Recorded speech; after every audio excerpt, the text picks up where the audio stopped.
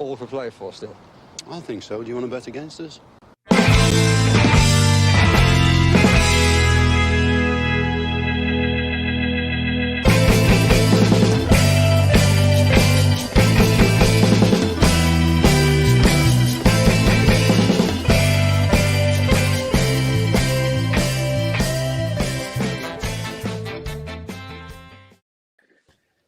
Good evening, everyone, and welcome to a winning immediate reaction pod. Very few and far between recently, but I do apologise for the echo that you guys can probably hear. I'm doing this from my kitchen. I'm on daddy duty at the moment, and also you might hear the cooing of a small child. But who cares? We won 2-0. Smug face activated. I said that we'd win 2-0. I was the voice of I was just the only voice of reason amongst the crowd of disappointment. That's the way I do feel about this game. I'm only joking. I'm not an I told you so kind of guy, but I'm just delighted. I'm delighted we got a win. I'm delighted that we looked steady, we looked solid, we looked coherent. Things could have been better in some areas for sure. I'm still not on board with Ashley Young at all. But apart from that, I think this is kind of one of those that we needed to kind of roll up our sleeves and just get the job done. How are you feeling about it, Paddy? I feel a bit like your man in the ad that's just eating a Snickers. What, you're Batman? I've been Are feeling you a turned bit into Shirley Bassey? No. I've been feeling a bit shitty for the last couple of weeks, and then he changes up the system, and let's face it, without even getting out of third gear, we've won a match 2-0. But just the thing in the back of my mind is going, why could we have not done this in the previous two games? It just begs belief. So I hope that's the end of it. I hope now we're looking up and forward, and we've stopped the rot, and we've got 3 points. It was nothing great, but there's 3 points in the bag, and that is all that matters. Sam Bentley, thank you so much, Sam. Really appreciate that. So many wins. Ollie goal to restore confidence, absolutely, and he took it well. He doesn't usually finish one-on-ones, which is fantastic to see from him. And it was an opportunist goal the way he pulled everybody laterally once again, as I said, get people wide, specifically Veltman got in around the back of him, stuck it in the back of the net. Sanson showing that he still has a pulse. Young Tim coming on. Cash's goal was a beauty. He won't hit a sweeter strike all season. Actually, he got into another position during the game today, and he hit an absolutely woeful shot. It went to about 15 yards wide. But the big one for me that you mentioned here, Sam, is clean sheet. Clean sheet for sure. And it's interesting, Sam. Have you hacked my phone or something? I wanted to ask you that because I texted Paddy and I said, "Ooh, Basuma ain't 50 million worth in this performance." I thought he was decidedly poor, to be honest with you, because like that he fluffed an awful lot of balls, and I think that basically he was pretty anonymous in the game for good periods, but he can play well at times. But thanks very much for that, Sam. Really appreciate it. Means an awful lot to us for your contribution there as well. But I think a big one from that one is confidence for Ollie Watkins getting the goal, justified the fact that he started Ings and Watkins up front. Thought Ings was a bit quiet though. But I think overall, if we were to look at that performance, that was a kind of we went away from home to a team, a ninth, who don't tend to lose, tend to draw, and we made them look decidedly average. And that's the second time we've done that this season. But again, we've looked decidedly average against 3 teams who are battling relegation over the last few weeks. So let's not we've papered over the cracks, but let's not forget that's still in the back of my mind. Look, the little tweaks that he's been talking about making, he made them today, kind of like a diamond kind of formation. It worked well. I think I didn't interrupt you, obviously, because I don't do that, but you were talking about Basuma. I do that. Yeah. I think the reason Basuma was non-existent was because we weren't trying to overrun the ball through the middle or even involve him in the play. Coutinho dropped off a little bit wide to pick up the ball on either side, and that was the closest they got. And every time we had the ball, there was two players marking Coutinho, and a lot of the time that second man was Basuma. So that's why we saw very little of him today. Yeah. But look, a win is a win, as Ronan just put into the chat there. Sure.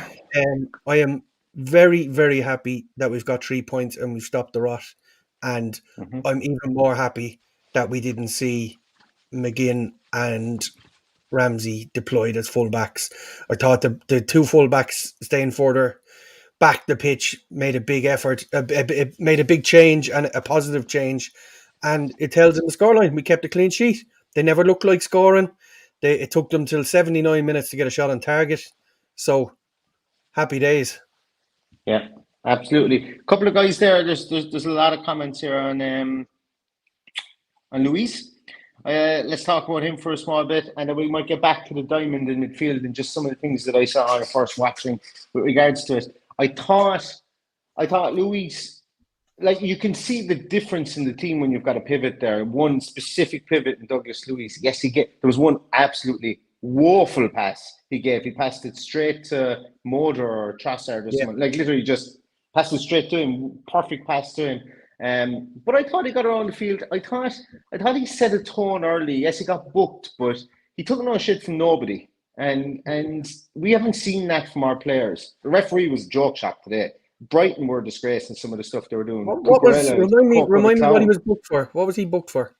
So he got tripped. So Trossard and himself came together, and then he got the ball, and then Trossard went through the back of him or clipped him, and then he got up, and Trossard grabbed him by the shirt, and he pushed him away, and he got the other card, and Trossard got nothing. If I remember right, now maybe Trossard did get booked. I could be wrong on that. Yeah, he did get booked. Actually, he did. Yeah. And that was just one of them. And the reason I asked is that he gave the ball away badly and then couldn't commit to the challenge. And if you remember, he slid on his knees, knowing that he couldn't put the challenge in. And that was the end. He was taken off a couple of minutes later because he knew he had to pull out of a challenge. And Gerrard saw it and went, okay, let's get the change done. That was one. And it's always nice to say this after winning a game. But that was one of the worst refereeing performances I've ever seen. It was absolutely awful. I have to agree. I just thought it was like, there's a guy who is like, how will I put it? It's like a fella who was just after getting his provisional driving license. And he was 10-2 on the wheel, and he was super cautious and booking for everything. And I likened him to a science teacher beforehand, just the way he looked. I do apologise to any science teachers because he was worse than ref than a science teacher out there today as well. At times, he got completely caught up in it. And look, it doesn't matter. We won. I watched it on South African TV. I don't know who the co-commentator was, but he said this referee is going to have a very sore arm in the morning from dishing out yellow cards.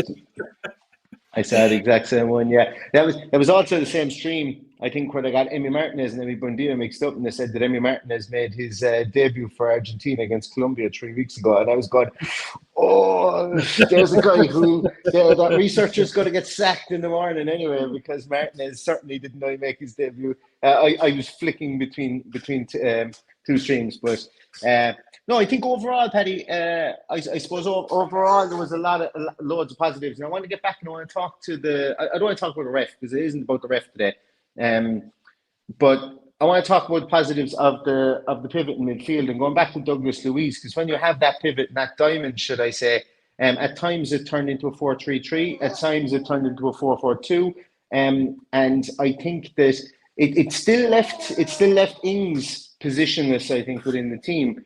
But Watkins got around the field. He was a bit better. We still found it tough to stick the ball up top. And Coutinho, while Coutinho was dragging players around the place, couldn't get any space. A couple of times in the first half, we gave it to him essentially, couldn't find space. But I thought what that allowed us to do was get Jacob Ramsey into the game an awful lot more, and obviously McGinn on the other side with Cash. So I thought that the net positives outweighed the net negatives. And as I say, it was a building performance, I think, on what we've seen, as you mentioned, were the last two games were pretty poor. This showed that there was tactical tweaks and changes, which I think we all felt that we needed, because we only have the 20 players that we have, you know. So Yeah, I'm going to mute. Neil's leaving me at it. We'll go through some of the comments there. There was what we got here? Yeah, this is my biggest problem. We get crap refs and then decent refs against a big team who give all decisions against us. Standards are diabolical, 100%.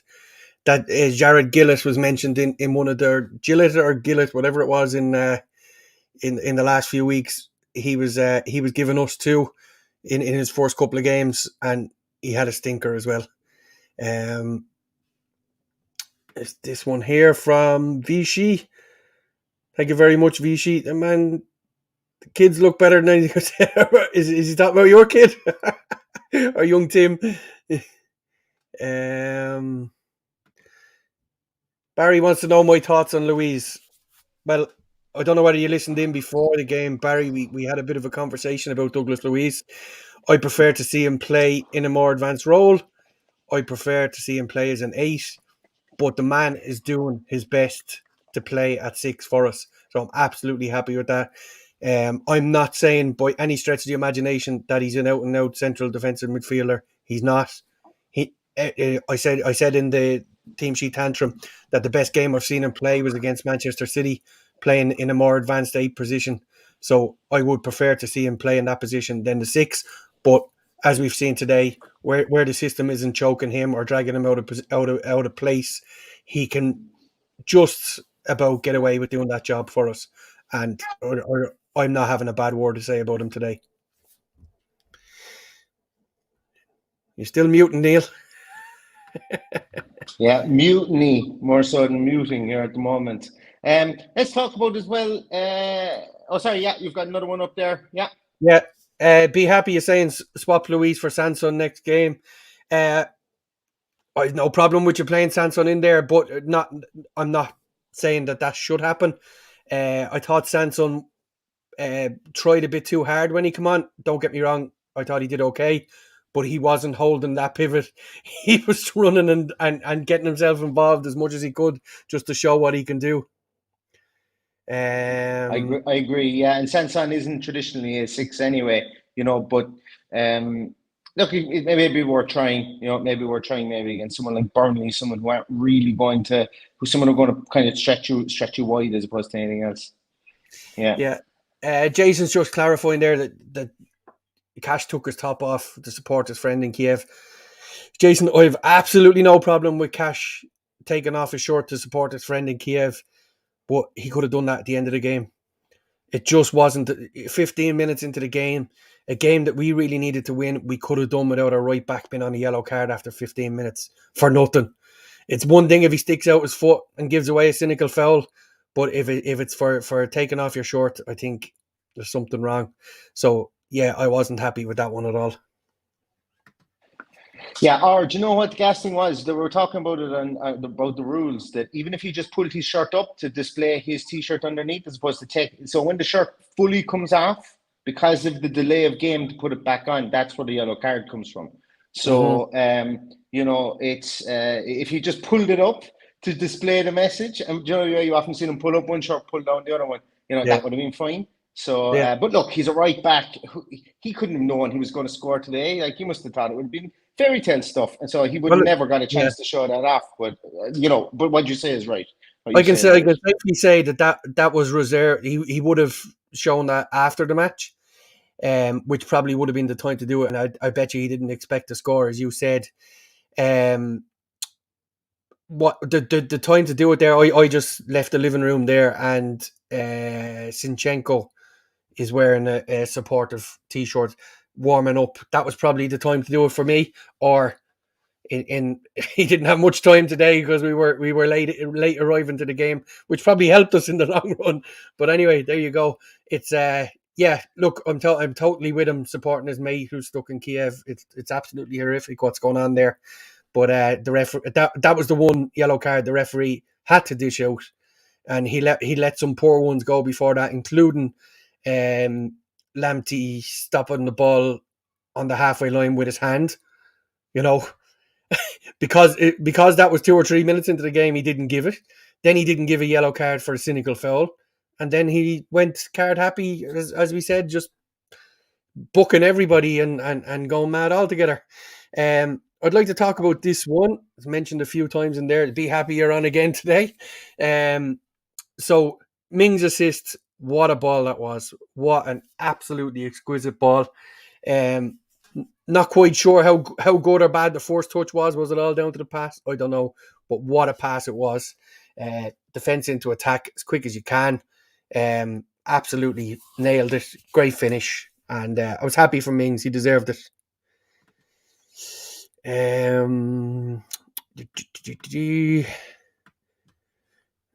Bradley, yes, pull it up, but don't take it off. 100%. What else have we got here?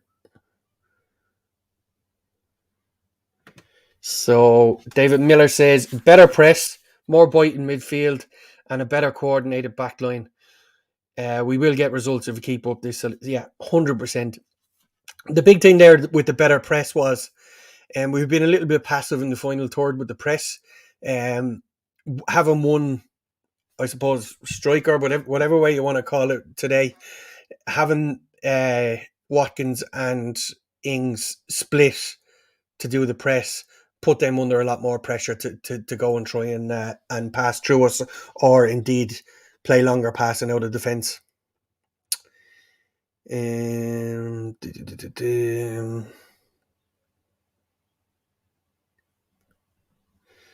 Sorry about this now, guys. Just trying to load these comments here. Oh, Neil's back.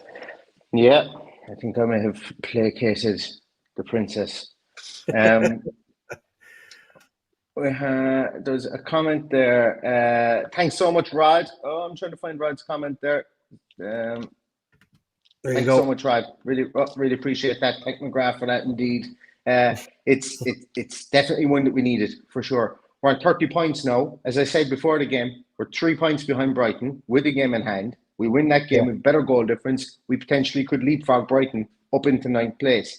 It's just the swings and roundabouts. We're not going to get Europe. I don't think that's going to be a situation that we can push ourselves into due to our erratic form. But our games in hand are against Leeds, who got a wallop in today. Unfortunately, I've grown to like Leeds. I know Paddy doesn't, but I've grown to like Leeds. We've got Leeds, we've got Burnley. They're not like, I don't want to say any game is winnable for Aston Villa at the moment, but we need to build on this. Is what I'm trying to say, and I'm getting tongue tied. But we need to build on this. But thank McGrath for that, indeed. There was a question there. I saw it there a moment ago. I think it is true. I think we looked a lot more organised today because I think the formation suited the players. Where is it there? It's from Owen Bradley. Formation suited the players an awful lot better because they were able to get their own time on the ball, and the short triangle passing wasn't as prevalent today. But we were able to kind of mix up when we attacked through the centre and when we attacked down the wings as well, and it wasn't as predictable. So for me, I just like that. I like lack of predictability. And today we didn't see the striding out of centre halves. Konza looked good again today. He looked good when he came back. I thought he might give away a penalty with I know it was only a small push in Danny Welbeck, but like something mad like that I thought was going to happen in the game. But thank God he didn't, and it didn't affect the game. So, but yeah, for me, we look more organised there for sure. Yeah, Rod put this one in as well. Happy for Ollie. Hopefully it helps him kick on. Rod, I've been saying that all season. He needs something to help him kick on.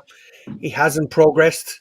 I'm hoping that he'll get a kickstart because we know what he's capable of. It just hasn't happened for him all season. We all really like Ollie Watkins. I went in on him a few weeks ago because I felt it just wasn't working out for him and it needed to be freshened up. I think Danny Ings is a better finisher. I don't want to sound like a broken record, but that is my opinion and I stand by it. But when I saw him take the ball down today, I thought he had probably taken a little bit too heavy of a touch to put it, or too light of a touch, which kept it underneath his feet. But he got it out and put it past the keeper. Absolutely brilliant finish. So credit where it's due for sure. Thanks so much, Nathan. Really appreciate it. Up the Villa. Credit to Gerrard. I was sceptical with Buendia being dropped, but that's why he's the manager. Both Ollie and Cash needed that.